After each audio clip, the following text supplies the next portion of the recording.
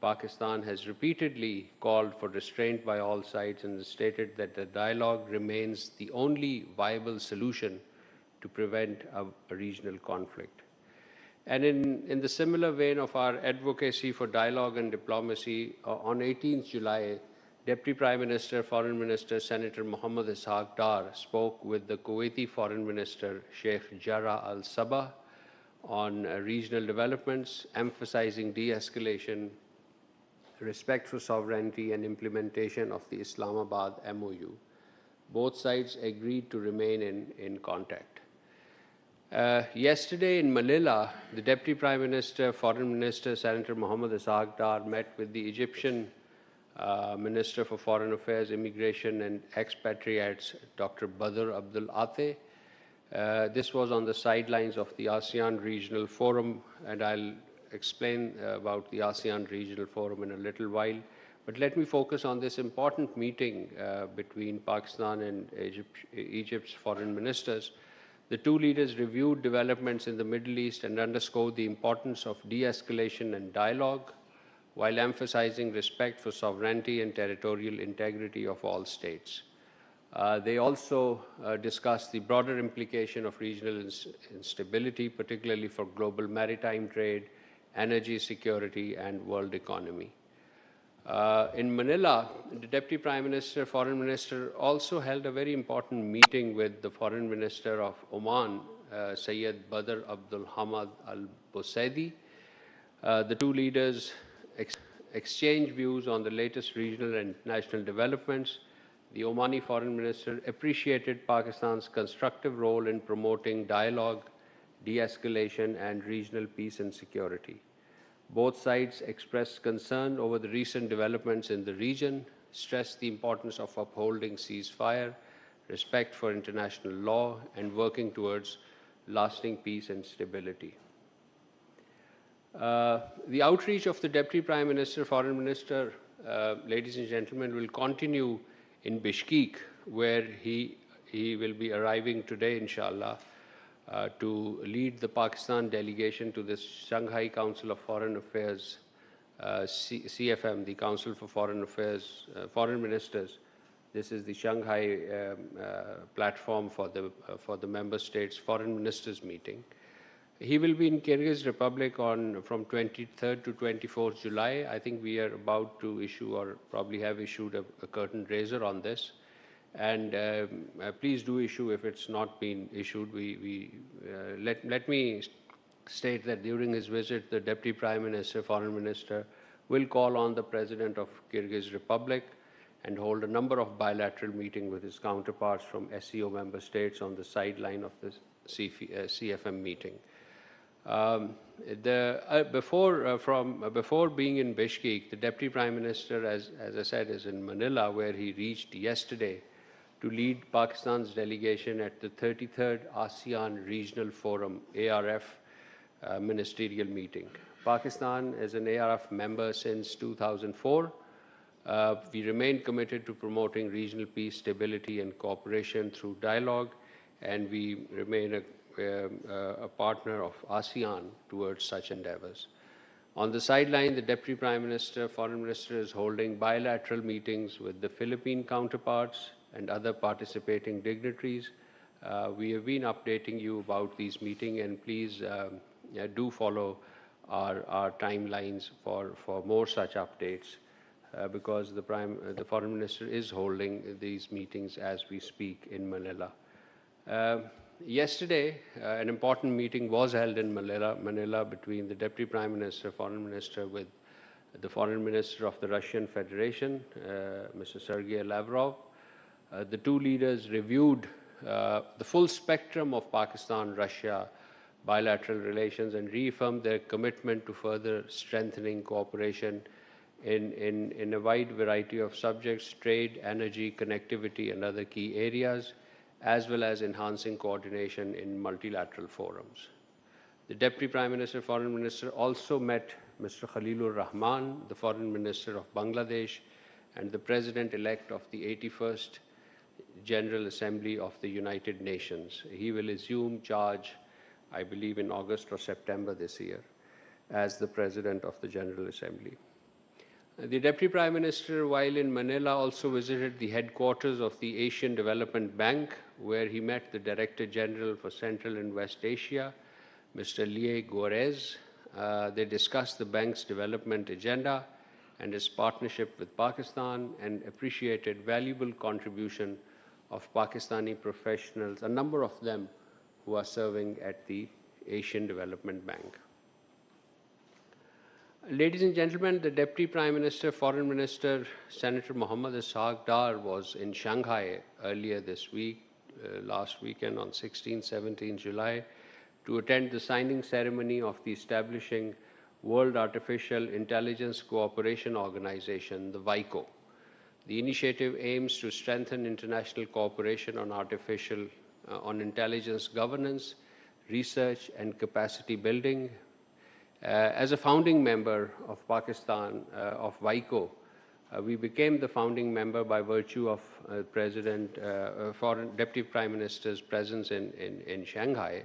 So as a founding member, Pakistan look forward to enhance international cooperation on artificial intelligence, particularly South-South cooperation to harness artificial intelligence-related technology for sustainable economic development. While in Shanghai, ladies and gentlemen, the Deputy Prime Minister also met with the Chinese Foreign Minister, Mr. Wang Yi. The two leaders discussed the implementation of CPEC, regional connectivity, SCO cooperation, trade, and Pakistan-China strategic partnership. They also reaffirmed Pakistan-China all-weather strategic cooperative partnership through a multifaceted sectoral cooperation. Ladies and gentlemen, you are aware Canada's Foreign Minister Her Excellency Anita Anand paid an official visit to Pakistan on 20th July 2026. This was the first visit by the Canadian Foreign Minister to Pakistan in the last 20 years. She met the Deputy Prime Minister, Foreign Minister here in the Ministry of Foreign Affairs, where official delegation level talks were held, and also met our Prime Minister. Both sides discussed bilateral trade, bilateral relations, trade, investment, regional and global developments, climate cooperation, and people-to-people contacts. Pakistan and Canada also signed a protocol on phytosanitary import requirements for genetically modified canola intended for food, feed, and processing, facilitating agricultural trade between the two countries. They also agreed to expand cooperation in trade, investment, security, development, reaffirming their commitment to institutionalizing the bilateral engagement. With these remarks, ladies and gentlemen, I conclude my opening statement, and I would be ready to take question answers.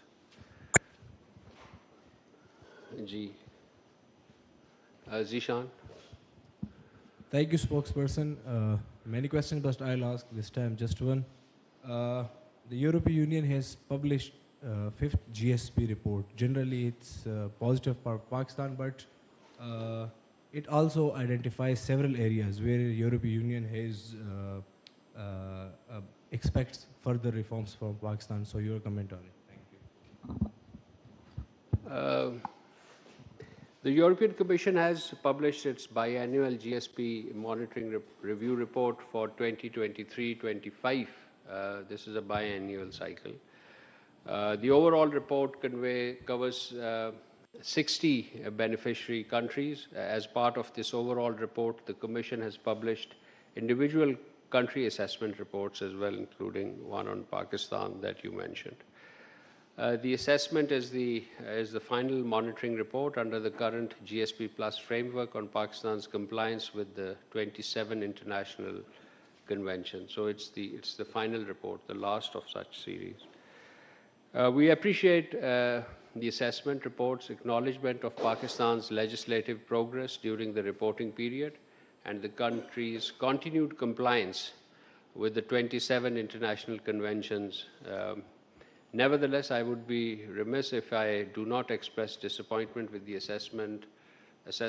with the report's overall narrative, which does not present a sufficiently balanced picture of Pakistan's performance, understates the breadth of reforms undertaken since Pakistan joined GSP Plus in 2014 and places disproportionate emphasis on the lower than desirable level of progress in certain areas, few areas. GSP Plus remains central to Pakistan's economic relationship with the European Union, supporting exports, employment, women's economic participation, poverty reduction, and broader economic development. It is a mutually beneficial arrangement in that respect. Beyond GSP, Pakistan's EU cooperation extends to development, migration, counterterrorism, regional stability, resilience, climate resilience, connectivity, and many other areas. We will remain constructively engaged with the European Commission and other EU institutions and remain committed to the effective implementation of international conventions underpinning the GSP framework.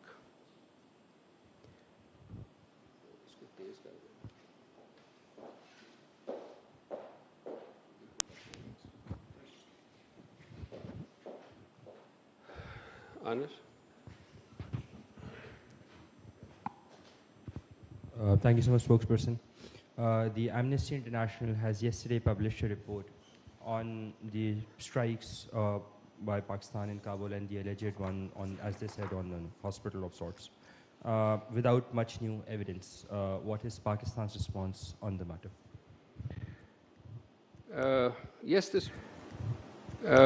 Yes, this report was published and we have seen the report. We completely reject the allegations made by Amnesty International. It is unfortunate that such serious allegations have been presented without any credible evidence. The Taliban regime continues to maintain a permissive environment for a range of terrorist organizations, including Tehreek-e-Taliban Pakistan, the Balochistan Liberation Army, and other affiliates. The freedom to undertake terrorist activities allowed to these listed organizations, their access to bases and sanctuaries on Afghan soil, as well as ability to recruit, finance, and execute cross-border attack, constitutes a serious threat to regional peace and security.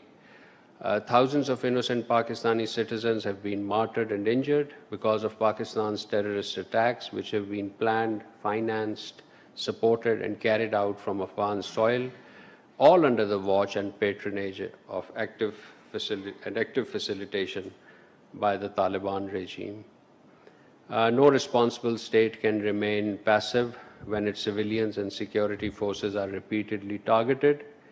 Any military strikes by Pakistan were undertaken in exercise of its right to self-defense under principles of necessity and as a measure of last resort, and directed only and exclusively, and let me repeat, directed only and exclusively against terrorists and their logistical support bases in Afghanistan. Pakistan's response was proportionate to the level of threat, while strictly adhering to the principle of distinction and precaution and proportionality. The scale and scope of this action reflected restraint, particularly in light of the severity and frequency of terrorist attacks faced by Pakistan. Pakistan rejects any insinuation in this regard otherwise. Pakistan calls upon the Amnesty International and the international community at large to direct rigorous scrutiny towards the Taliban regime's continued patronage of terrorist groups. The root causes that this report to address the root causes that this Amnesty International report has conspicuously failed to address. We also urge the international community to hold the Afghan Taliban regime accountable for its failure to uphold its obligations under the relevant United Nations Security Council resolution, its own commitment under the Doha Agreement, and other related commitments to prevent Afghan soil from being used as a launch pad for terrorism. Pakistan reserves the right to take all necessary measures in order to safeguard its sovereignty, territorial integrity, and safety and security of its people. I thank you. Pakistan अपने लोगों के हिफाजत और मुल्क खुद पंद्रहवीं की हफ्तावार news briefing कहा कि पाकिस्तान ने तमाम फरीकैन पर सबतो तामुल का मुज़ाहरा करने पर जोर दिया है, जबकि मज़ीद कहा गया कि हफ्तावार न्यूज़ ब्रीफिंग में वाज़ेह किया गया है पाकिस्तान ने तमाम फरीकैन पर जोर दिया है, तामुल का मुज़ाहरा करने पर जोर दिया। पाकिस्तान को मशरिक़ वस्ता में कशीदगी पर तशवीश है।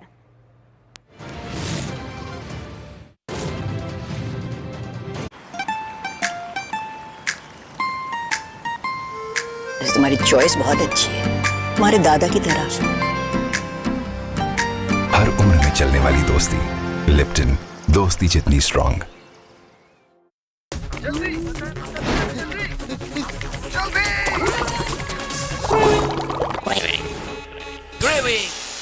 ये है क्रेविंग की आवाज जो कहीं भी कभी भी हिट कर सकती है। जब क्रेविंग्स करे shout, knock them out with 3 layers of nutty, creamy and dark chocolate. अब करो choco to the max with new Wall's choco max. रोजाना हमारे बाल कितना डैमेज सहते हैं, इससे बालों के गहरे बॉन्ड्स टूट जाते हैं।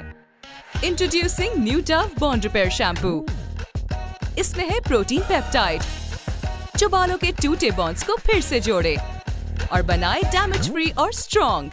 New Dove bond repair.